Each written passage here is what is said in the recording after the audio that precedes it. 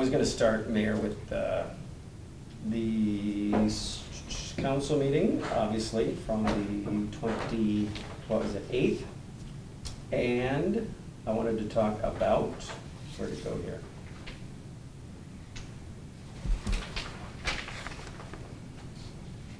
Hang on. And while you're looking, I just have more, a real quick one, but Yeah, I go joke for about it. starting with council comments, but I actually do want to start with Citizen comments. That's what I was thinking. Yeah, go for it. No, go for it. Obviously, Bill Penker made a nice statement saying he's retiring from giving council comments. I mean, what are your guys' thoughts on what he's done for the city? Well, to be honest with you, I was shocked. Bill Pinker has been, he's done a lot, and we're going to miss his comments. He's always very well studied on what he comments about. He always brings in reports that are reviewed and whatnot. So it was kind of sad. I think he's been through, what did he say, 4 mayors and how many different city administrators? Many, yeah. And so he's been a good consistency and kind of keeps people on their toes. So that was sad to hear. He's still a great member of the Planning Commission. I'm sure we're still going to see him around, but we sure appreciate everything that he's done for the city, absolutely.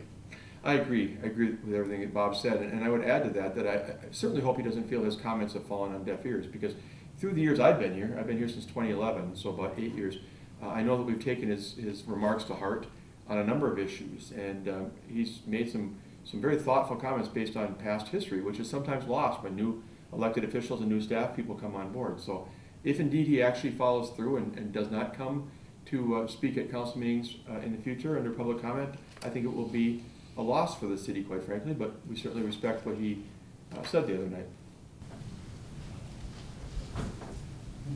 Okay, so now I was going to get your take, Mayor, on there was an interesting discussion about the request to approve specific project fund agreement with Marshfield Area Community Foundation. And as that discussion went on, it seemed like a pretty cut and dried agreement, and yet I think some of the lines got blurred. Can you maybe just kind of summarize the discussion as you heard it? Maybe some of the concerns that aldermen raised about, various fundraising amounts and that sort of thing, what the agreement kind of spells out, and what it now puts in place after the council, voted it in.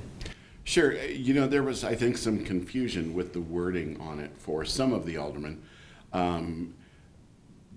We appreciate everything that the Marshfield Area Community Foundation does, and for them it was really boilerplate wording, I believe, because they are there to protect the very gracious donor. And so that's what, I think that's where the confusion was, is there were some on the council that really didn't understand maybe why that is in there. It's not like the foundation is saying, we don't think we're gonna get here. It's just more or less, we're there to protect the donor, which they should be. And I think as Amber gave a great explanation to that, as did Justin, I think they kind of, the few that had issue with it kind of came around to it. But in those types of foundation, that type of wording is very fundamental or very normal. So I think, as I said, once they gave the explanation of it, I believe everything was fine. And so, Steve, you're, comfortable with it from a... Yeah, I respect the concern, the question. This goes back to when we did the library one with the Community Foundation maybe 6 years ago. And it was thought, well, what happens if we don't get to the number?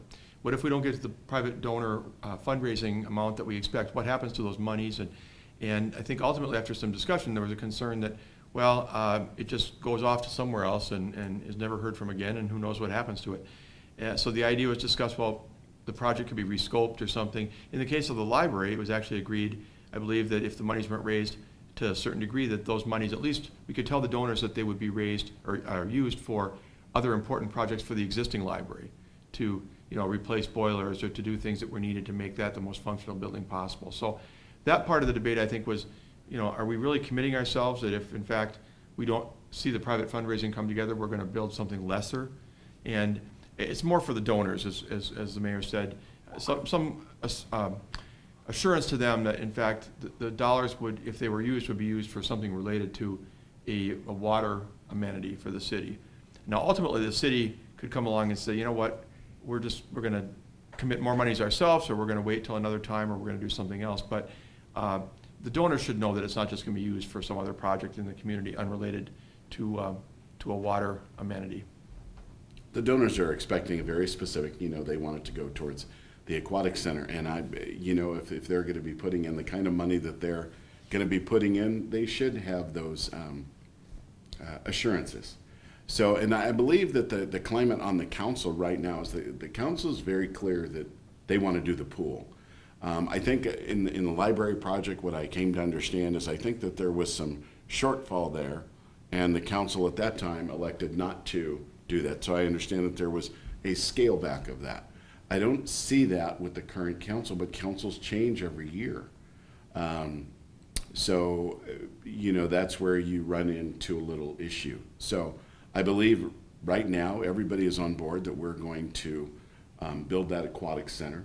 And anytime, again, you're going to do something new, there's a lot of people that think, why are you going to do that for something you only get 3 to 4 months work or use out of? And it's, it's an amenity, it's a quality of life issue here.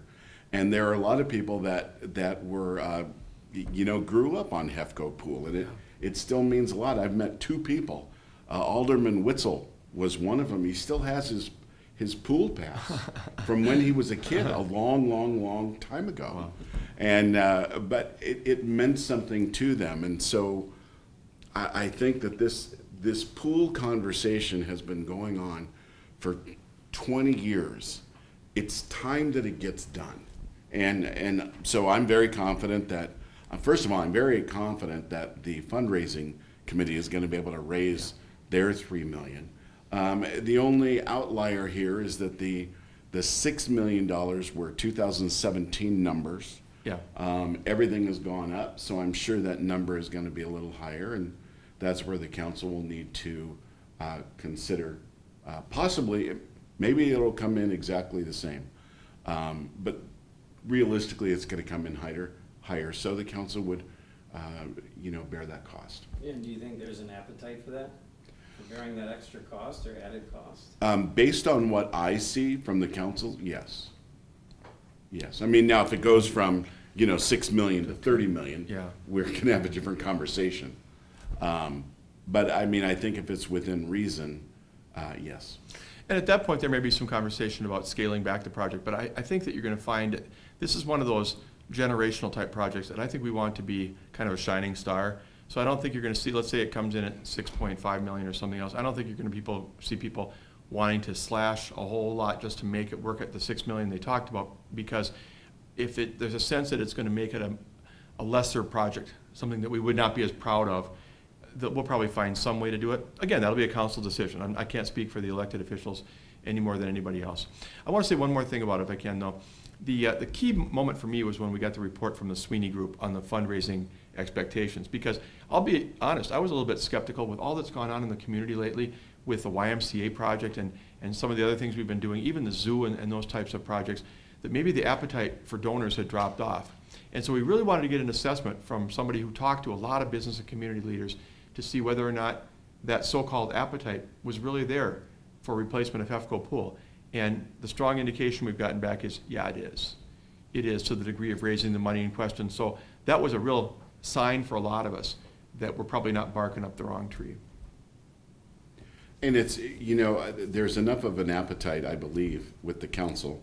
And I'm not trying to speak for them because they ultimately make the decision. But I know that the appetite on many of them is, we don't want to go in and do this wrong or do it less than. If we're going to do it, let's do it right. And this is why I'm very confident that we'll raise the $3 million in the private sector, and the city will take on the rest. That's all I had on that one. I'm good, because I'm pretty sure you can't get the answer to the question I have on the final other part of that I pieced together. The land at Parkland acquisition, have you guys looked at? I remember you guys in utility talking about that. No, and that is what the closed session discussion has obviously been about, whether or not we'd be looking at other properties to make a bigger project. There's nothing I can report at this time. Yeah, I guess more or less I wanted you to confirm that I was right. Good job, Steve. But with that, is that, I'm assuming that isn't, that any potential land acquisition you can't talk about isn't included in the fundraising budget, right? So that would be something that would be separate from what's been raised? Yeah, and the plan was to construct on the currently existing site as we own it, and that's what's been moving forward all through the process.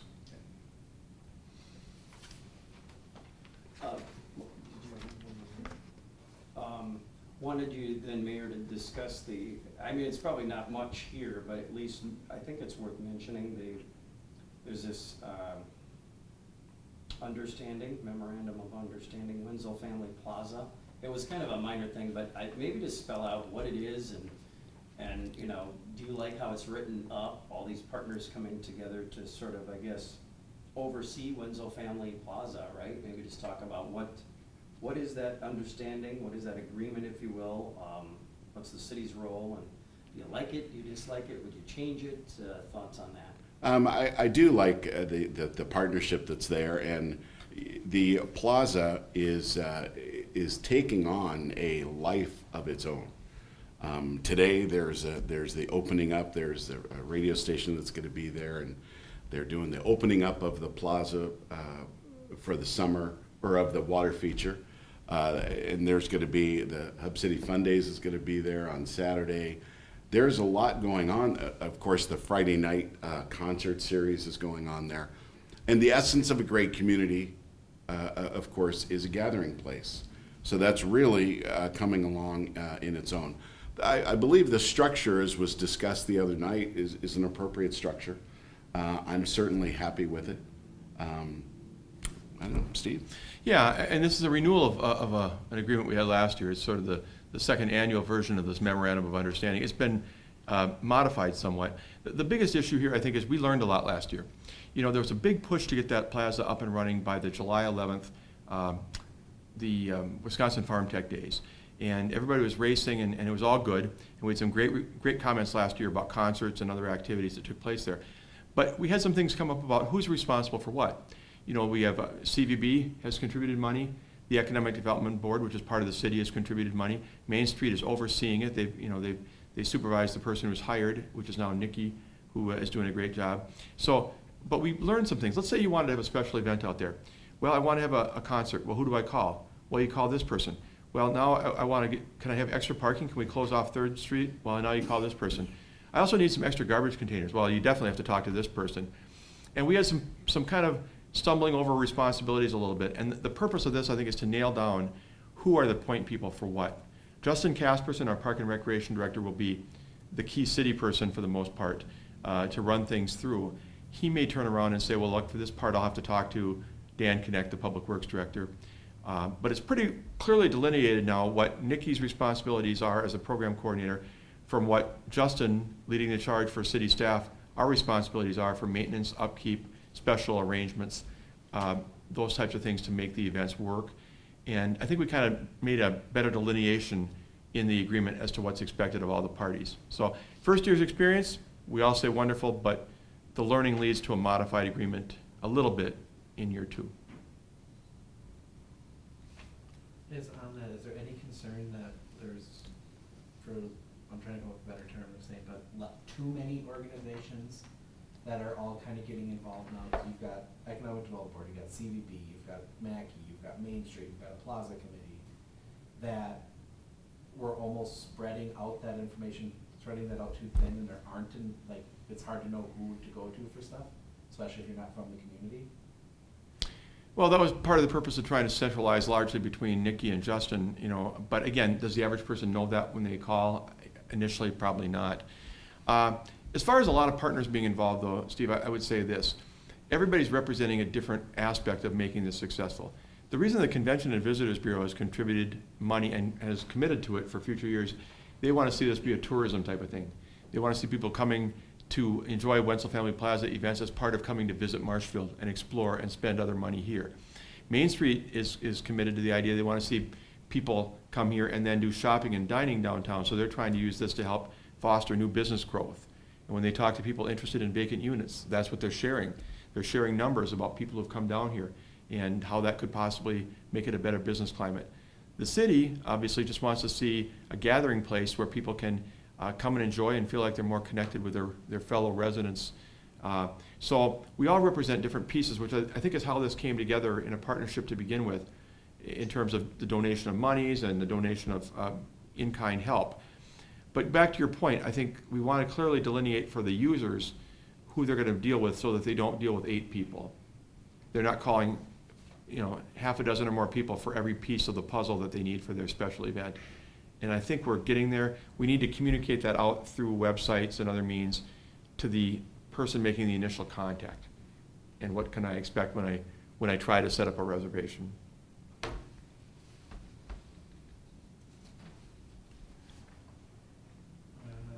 was gonna go with a financial audit. Okay, yeah. Financial audit, from watching it, sounds like no one did anything wrong in we'll call it TIF gate. That's great. I hate that. It's got a gate- name. That gate suffix, but keep going. It sounds like there's nothing legally wrong, nothing technically wrong, but just different ways of doing it. And it's kind of tossed back to the council as a budget issue. Where are we at on that in terms of the budget? Oh, I don't care. So You tell I me. think my response the other night was very clear. It is one of the frustrations that I have in, before I was elected and looking at it, there's this entity there where government has a very difficult time saying, we made a mistake. There was something wrong. And so this was my frustration the other night and I had to ask the auditor 2 times, I think maybe even 3, because of everything is going great and everything, because if you were the public seeing the audit there for the first time, you did not know that there was a problem. It looked great.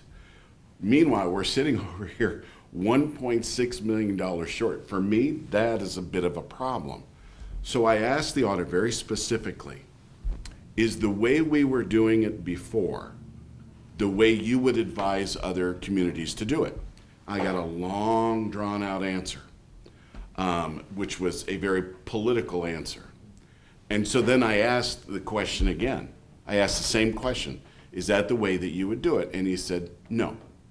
And I was happy to hear that, because then I said in their audit context, if you see something that is outside of the lines of what you would advise, we need to know, because the mayor and the council members, we're not CPAs.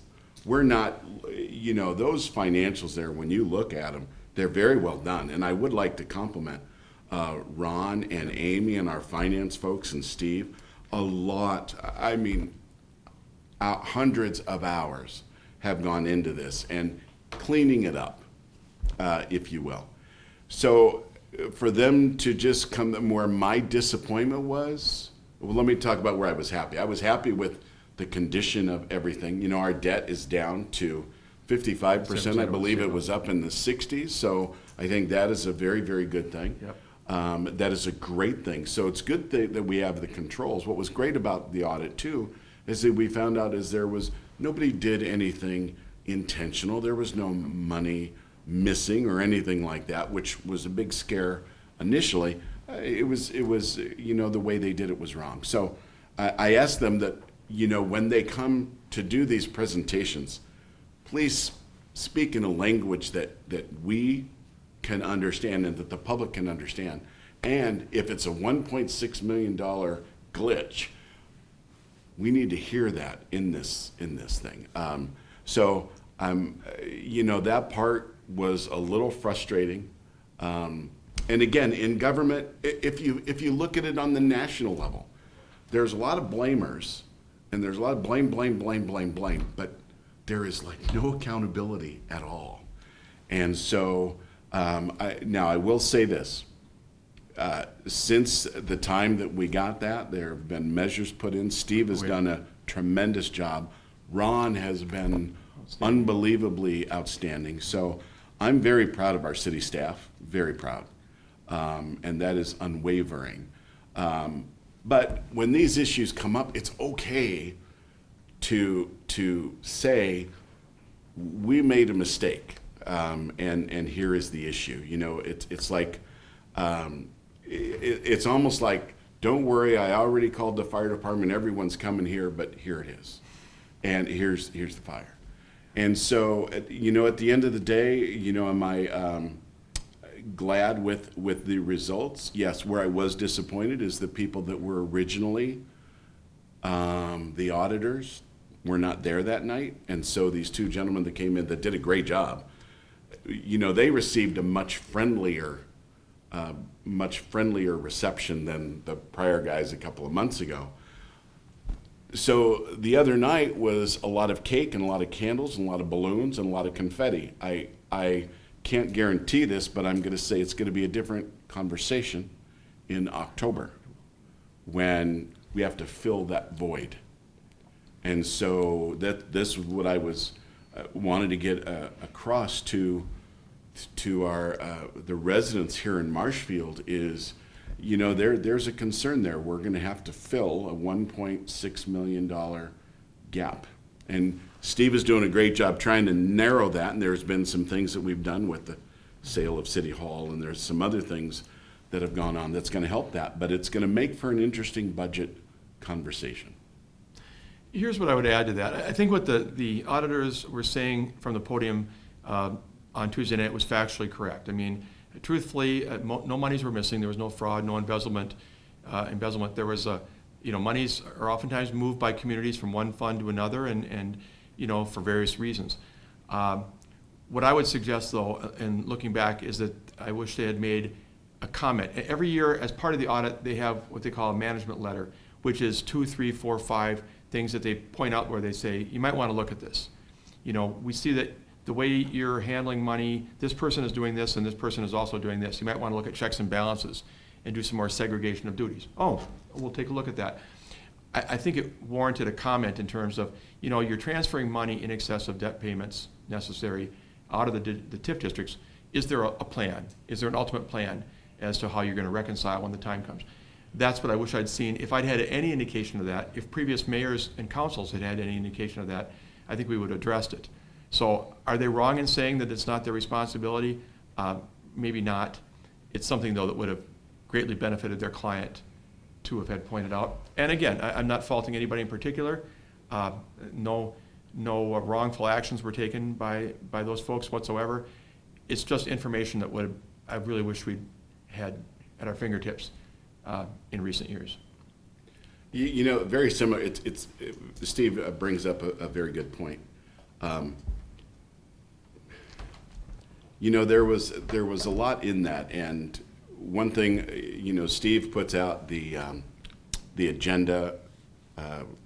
He goes through the preview on the Wednesday or Thursday before, and then the council and I get a copy of the agenda and supporting documentation on Fridays, and so I always print mine out. And this particular one was, you know, I believe a couple hundred pages on the finance amount. I was going through reading it, and I always do that on Sunday nights so that I'm ready on Tuesday evening. And if you ever see, I always bring in a black notebook with me, and that's all the minutes. I've got it on the computer, but for me, I like reading it, seeing it, taking notes on them. I went through their report, and there was nothing in there to say, here's a little issue. There was something, and I did point this out to the auditors, that they said if we find something that we believe isn't really adequate, we're going to let you know. And in previous things, as Steve said, we didn't have that, we're going to let you know. So we're hopeful that in the future, we believe now that we've got the dual control set up on this to where we're not going to run into this issue again, but we're still going to have to fix the budget issue. And that's to come. Yeah, and I'll say one more thing. On behalf of the auditors, they've been very helpful the last 6 months, working with Ron and his staff to try and make some of these corrections. They've done a really great job. They've been trying to do whatever they can to benefit city staff and get through this. It's just one of those things where, you know, and he mentioned at the podium that there's other cities that do this and don't reconcile this whole thing until the districts are closing. And maybe there are, but I mean, I assume some of those are fairly painful endings. You know, it's just one of those things we really wish it had been pointed out, but now we're going to go forward and tackle it in the future as best we can. And as the mayor said, we put controls for the future as far as making sure nothing like this would happen again. I really like to get things down to where I can understand them, because sometimes auditors speak in a different language. But this is the way I see it, and I think the way probably most citizens would see it. If I take my taxes, I give my stuff to my CPA, and I let them handle it. And then they do the returns. If I get audited and there's something on the audit there that is a real issue, and I give that to my CPA, he's like, yeah, I probably should have told you about that, but I didn't think it was a big deal. Well, the auditor did. And so that's information that we need to know, but there's a very gray line there. And we're hopefully to get that to a better shade of gray, if you will, and they just let us know these things.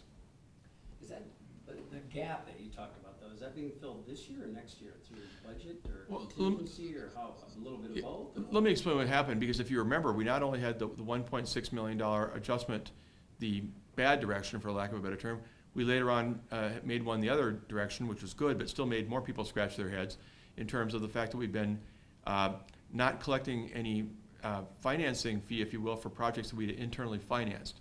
So in other words, let's say, like back when we did the hotel project downtown, the hotel and conference center, the city fronted that money, and they've been paid back, you know, annually, like a debt payment, by the TIF district.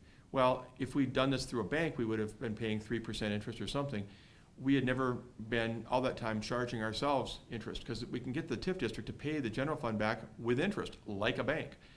So, you know, that and some other things in terms of charging for our own internal overhead of staff time, that adjustment actually turned out to be more than the $1.6 million.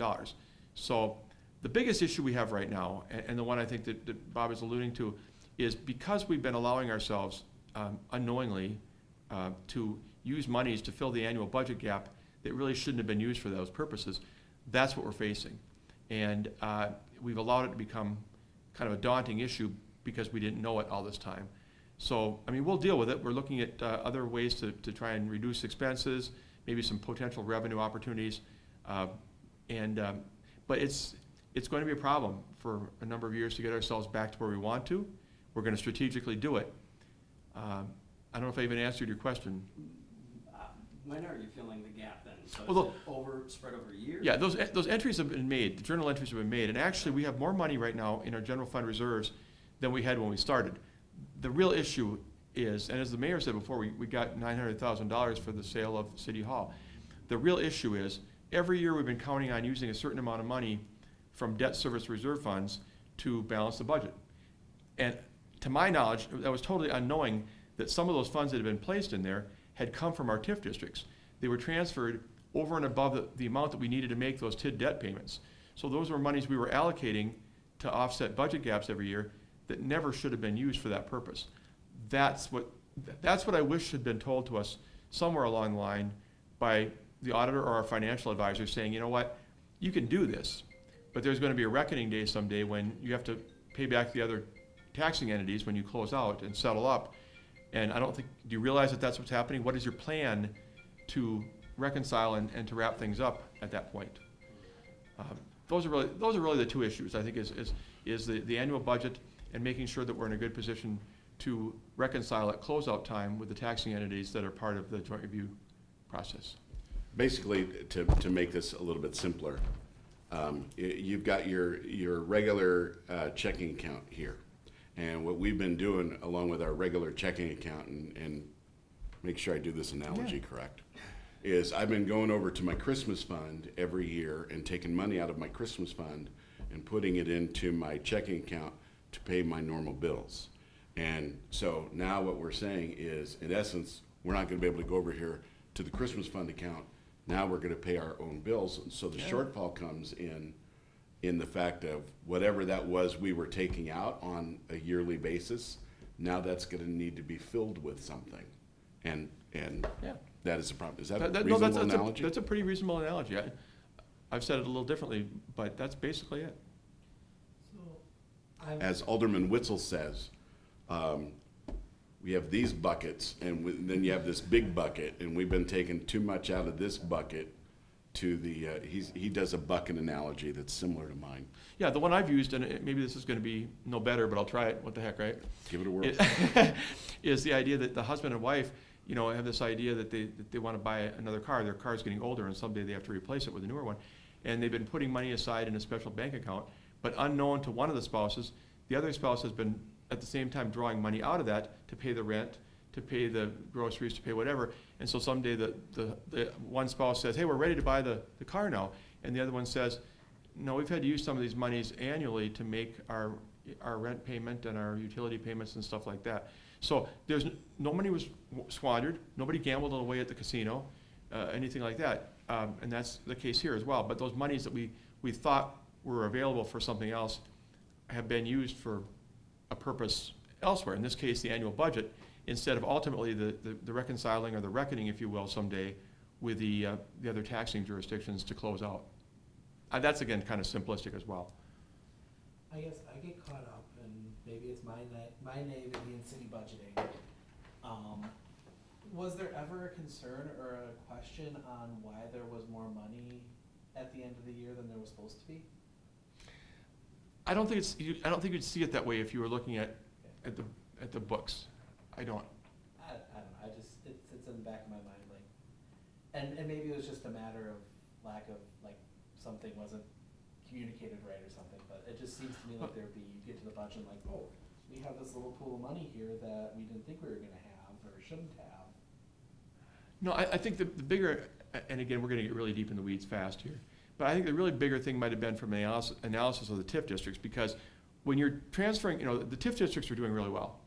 And the TIF district has, let's say the debt from TIF District 5 this year you have to pay a $200,000 debt. But really the TIF district got $400,000 that year in increment.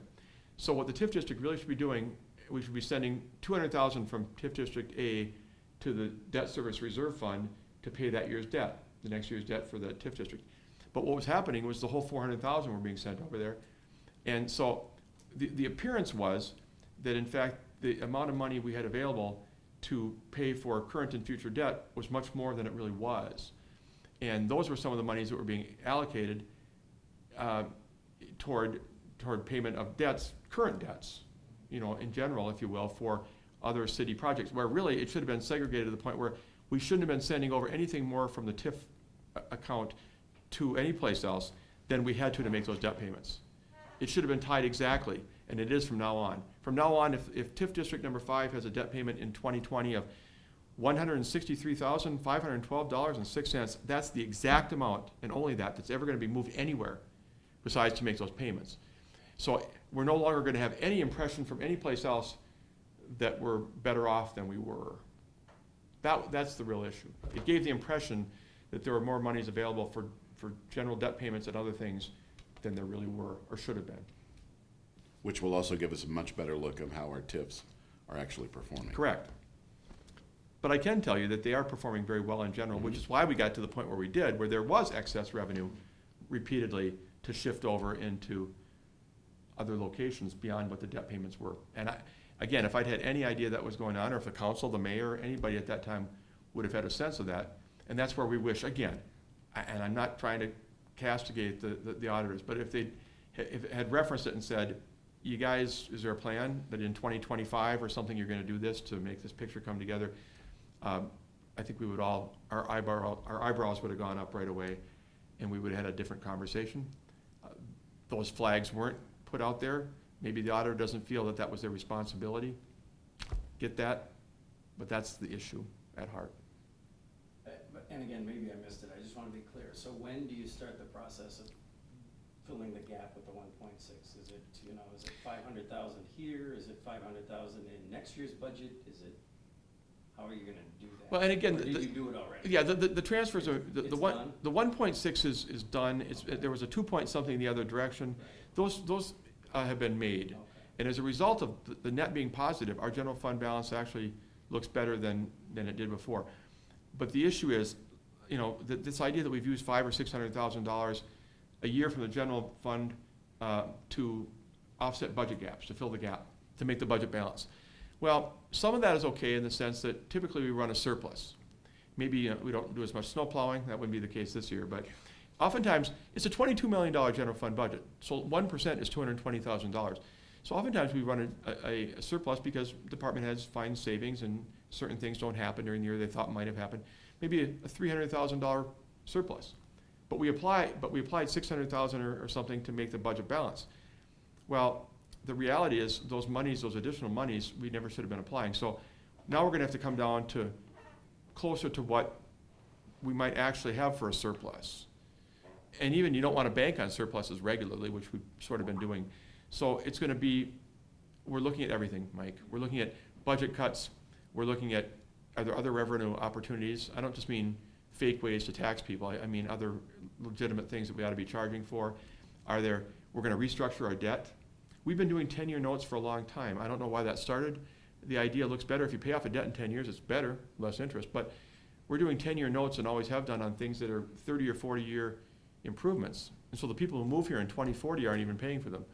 And there's better interest rates we can get now on some of our debt that was done years ago at much higher rates of interest. So we're going to do every single thing we humanly can to fill that gap with the least amount of pain. Will there be pain? Bob's nodding his head correctly at this point. There will be, but it's going to be a multifaceted approach. It's not going to be, well, we need $1 million in budget cuts, guys. No, it's going to be a much lesser amount, but there are going to be budget cuts. No question about it. None. And that's the thing, what I promised the citizens all along, even back to the election is, which is why I'm shaking my head, yes. I'd much rather be up front, yeah, this is probably coming down the road.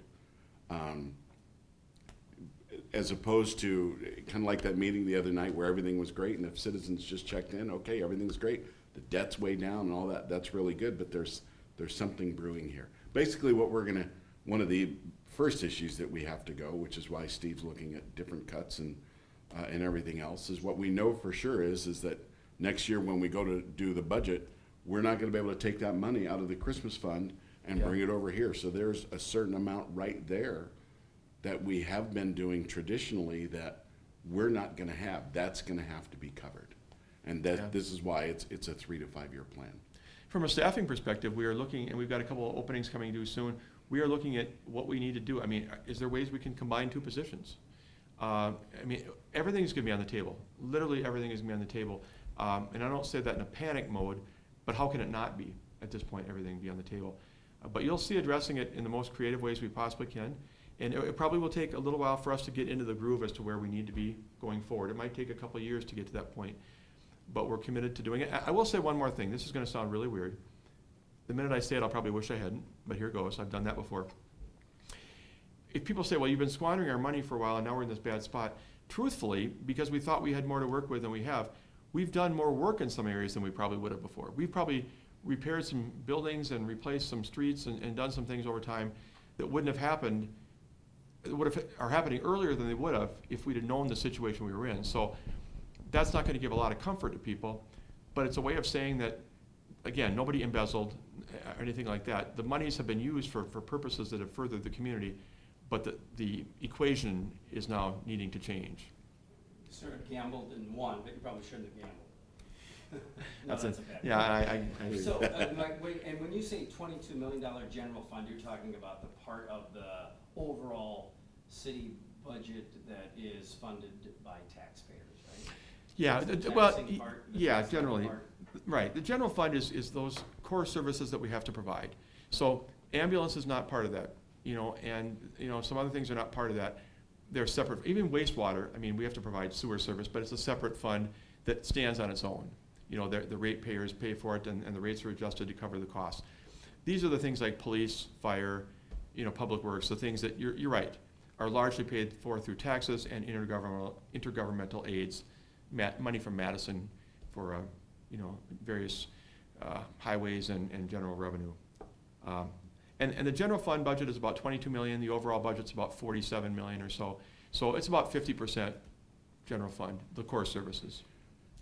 And I just want to say, I'm very, I know this happened before. We had different finance people there. There was different leadership. Everything was different. Have 100% confidence in Steve and Ron and the city staff.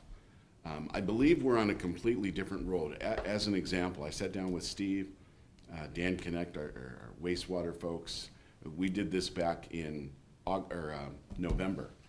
And at that time, I said, we've got to be able to do more road work. Somehow we have to get our efficiency better so we can do more road work with the same amount of money, because we don't want to go taxing and things like that. How do we do that? How can we get more efficient?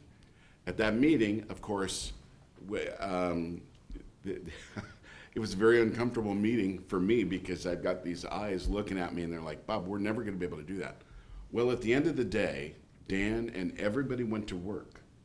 And they went to work saying, a way we can get more money is to be efficient with budgets and be efficient with planning.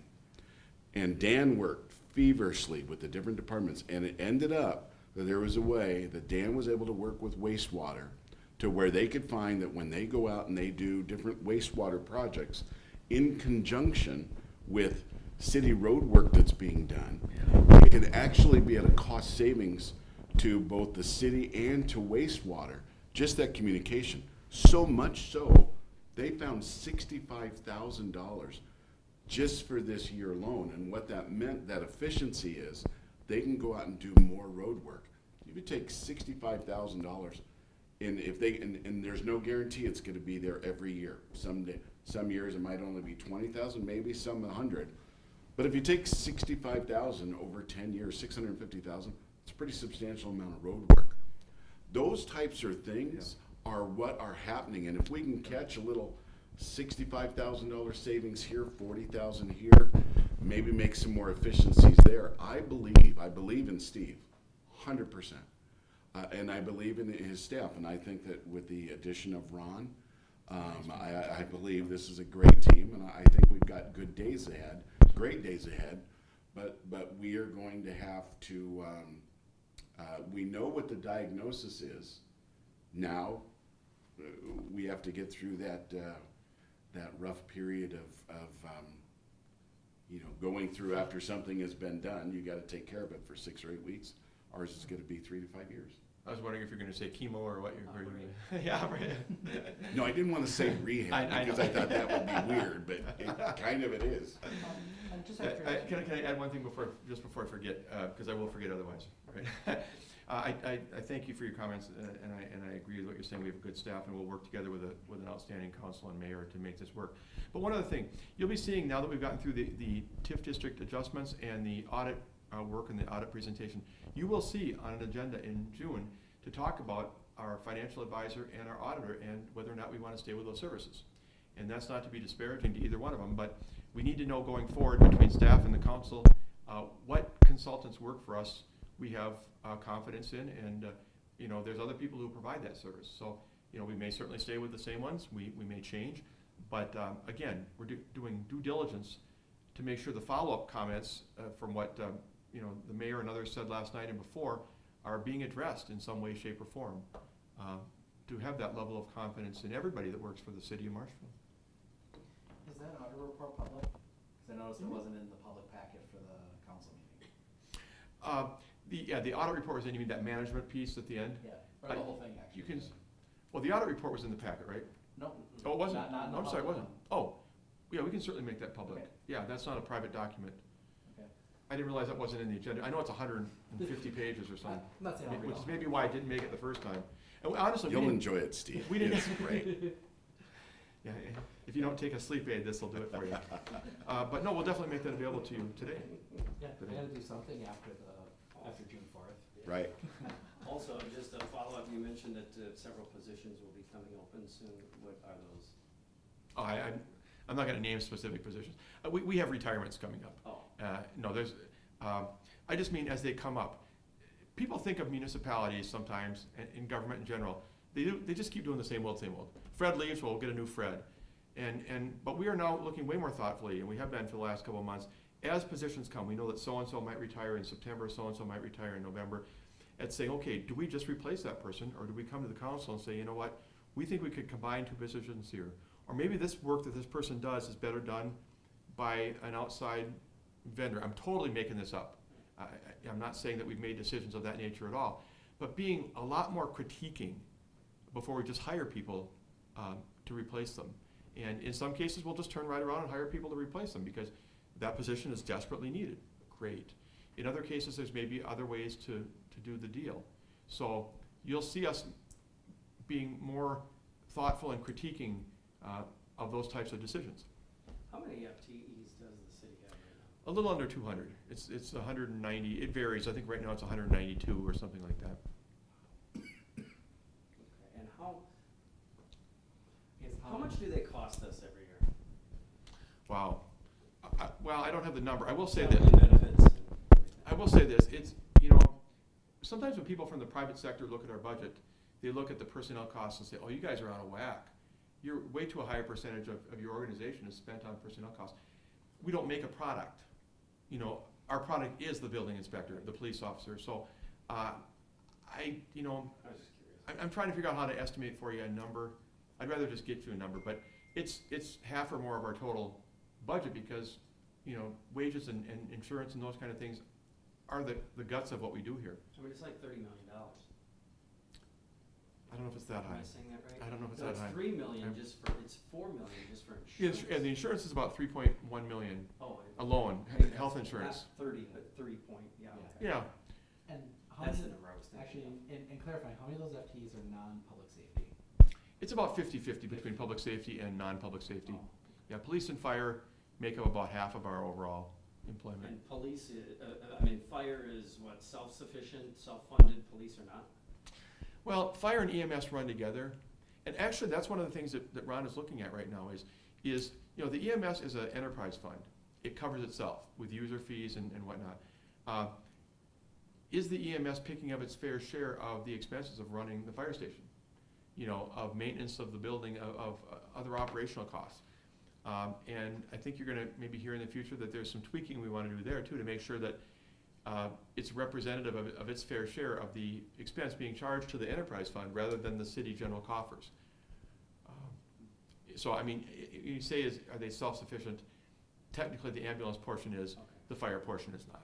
Oh, I see, okay. I'm done with the That's all I agenda. I guess I just had a question, I don't know, a couple like off-topic things, but from the meeting. One, is there any plan to have representatives from Gunderson come in and update the council on any plans with the clinic and the buyout that may or may not be coming? Or get an update from the clinic on that? We met with Melissa Breen, and there's not been any yet. They have to go through their, it's gonna be a year and a half or 2 years as they do that, so we're not gonna get into, and we're not gonna have them come in and do speculation on where they're at, because mergers take time, and, they just take time. And keep in mind, this is a merger, not a buyout. Yeah. So I don't know as if we'll be talking directly with Gunderson themselves anytime soon. We're likely to have most of our conversations with the clinic, Right. trying to get a sense from them as to what's happening. And one of the things I might as well say it, you guys probably know this from covering the city, we're still trying to get to the finish line on a very important contract for transport services with the clinic. And at some point, some of the conversations with Gunderson may come into that mix. But we're very hopeful.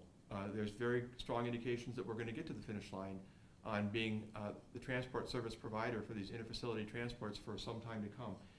But I think you'll see us dealing pretty much completely with the clinic unless they bring Gunderson in for conversations with all of us together, at least for the foreseeable future.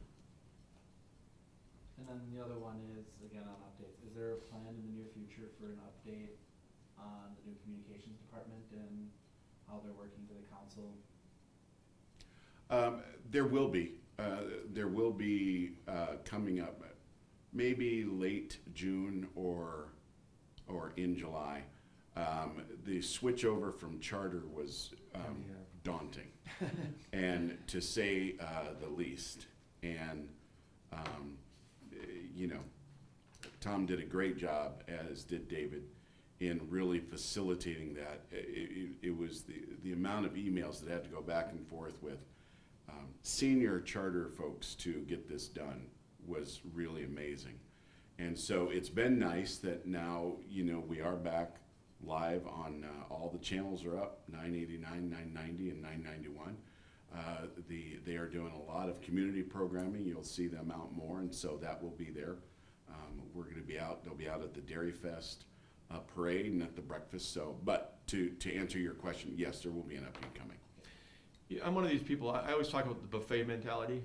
I'm one of these people who goes to a buffet and piles on everything, and I get back to my booth and I can't eat it all. And I say, what in the world was I thinking of when I put roast beef on top of turkey, on top of ham, on top?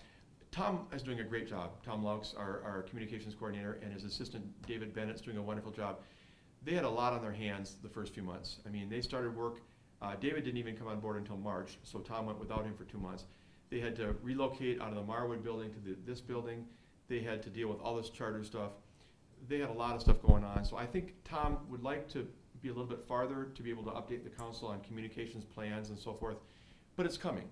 It's coming. And he's got goals, and we're going to talk about them with the council in terms of furthering our use of social media, improving the website, these types of things. He himself would like to be farther right now, but it's just been a lot of work to get to where we're at today to make sure we've got a solid operation of cable TV and got a department built. I think you'll see in the next 3 to 5 months, you'll see a lot more of a longer range planning and involvement with the council in terms of how we interact with the citizens. How do we inform and educate them better on all platforms? It's just been a process, truthfully. Anything on the Menards and Walmart litigation? Not a lot that I can report. It's a process, of counter offers back and forth. I think what you need to know, and I think I can say this, is that the council is very concerned about the appearance that they would give special breaks to certain companies that are looking for tax assistance, especially in this dark store realm, because all of our taxpayers will be watching us, whatever we do. And they'll be saying, okay, I run a business, I think I'd like a break too. Anytime you give someone a break of any kind related to taxes, unless you cut the budget, all you're doing is shifting the burden from these folks to these folks. So am I saying that we'll never end up in some sort of a settlement? I'm not saying that. I'm just saying that the folks that we deal with take that kind of thing very, very seriously. Am I on the right track? Absolutely. Yeah, we understand, as Steve says, we understand nobody wants to pay more than necessarily what they want, but the companies that are mentioned are thriving companies. And so what they do, in the whole dark store theory, is you take a thriving company and you compare it to a empty building. Well, that doesn't make any sense. One of the reasons that our building across the street was appealing is because it had income in it. If you take the income that you have in that building and you compare it to, and you try to value it based on another building that's a similar size with no income, it's just not reasonable from an appraisal standpoint. The other thing is those are large buildings with tax base, and if those would go, it would affect every citizen in Marshfield, because who would have to make up that gap is the taxpayer. And I will tell you what, from Madison on down, the taxpayer keeps getting squeezed and squeezed and squeezed, and municipalities take the brunt of it. So there just needs to be something done. I wish our representatives within this state would get something passed so that we didn't have to play this game. It's not right to the citizens of Marshfield. Yeah, it's still broadly being represented that it has bipartisan support in Madison and just doesn't get to the finish line. And the Joint Finance Committee has apparently pulled it again out of the governor's budget, so that makes it appear that there's not going to be anything satisfied this year. That's the bad news for cities. There's good news for cities, though, and I shared this with the council the other night. Recent court decisions have gone better for municipalities. People who've gone to bat against, Walgreens, Walmart, Menards, some of these folks are actually having more success than they were initially. So we think that the dark store theory maybe is losing steam. I hope it is, because I totally agree with what the mayor just said. Comparing a vibrant operating store here in Marshfield with a a vacant store somewhere else in the state that's been sitting empty for 5 years is not a fair comparison. It just simply isn't. You know, wouldn't it be great if at the state level and at the federal level, that we started seeing what these people are doing, what they're actually getting accomplished, that we're paying them millions and millions of dollars for.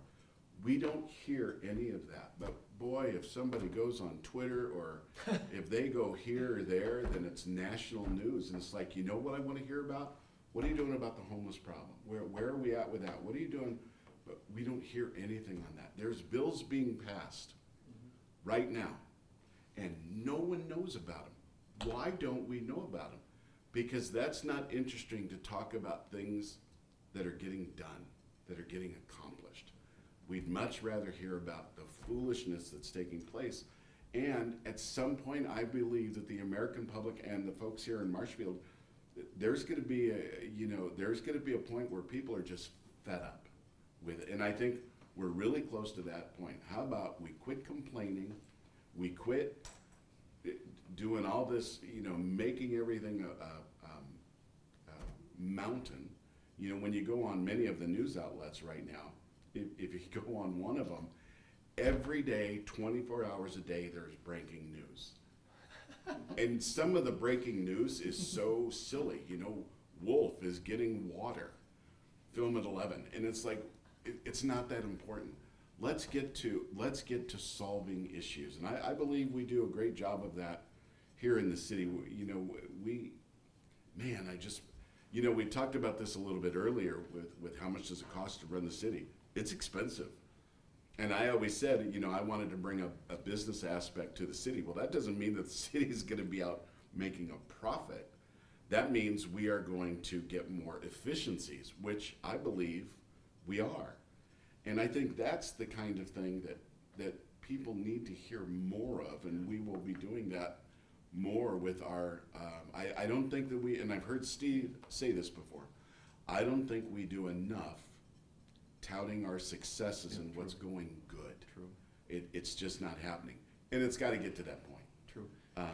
So I got to tell you, I've had people come up to me with the roads all torn up everywhere, and I've actually had people come up to me that have said, "Do we really need to do all this road work?" And I'm like, "Wait a minute, let me get my phone. Say that again." I've got the count's up to like 5, and one guy was really upset. Well, why do we have to rip that up? And it's like, well, my gosh.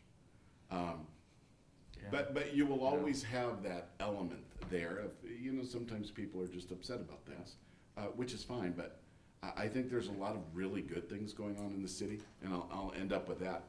Just this Dairy Fest that's going on this weekend, that's going to start off tonight at the Wenzel Family Plaza, and then tomorrow is the breakfast, and then there's stuff going on all day, and then at night there's a concert at the plaza, and then there's the cornhole people are here throwing the bags at the things, and there's going to be softball going on. There's going to be concerts everywhere.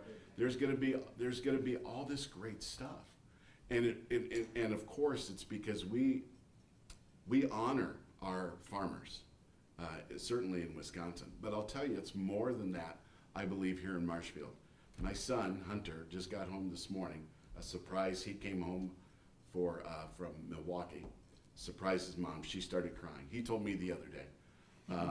My older son Zach is coming in tonight for lacrosse, and it's so that we can spend the weekend here at the Dairy Fest and all the activities.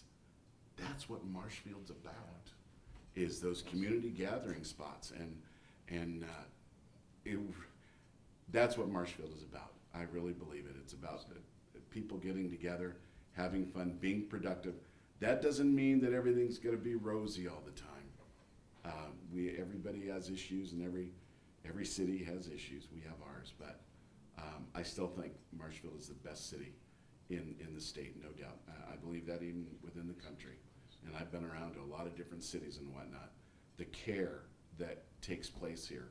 A friend of ours, Heidi Metz, sadly had a fire at her house yesterday, and it was right around the corner from the fire department, so they got there very quickly.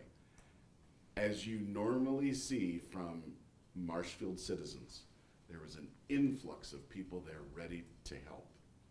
And the amount of messages she received, help, and everything else, that's what defines Marshfield. Well said. Just to wrap up on your comment, Chris, I mean, it's very frustrating, and I'm going to build on what Bob said too, and we look at other levels of government. If there's not support in Madison for dark store legislation, I get it. But when you keep hearing from people, and I hear it from peers and others, that there is, that if they put it to a vote, it would, Republicans and Democrats crossing the lines and working together, there is support to vote for it, but it doesn't get to a floor vote. That's really hard to take when so many of us are struggling on that issue. And I wish, like the mayor said, I wish they'd get their act together and get some stuff done sometimes. Now that that's off, I can give you one of the reasons. The Republicans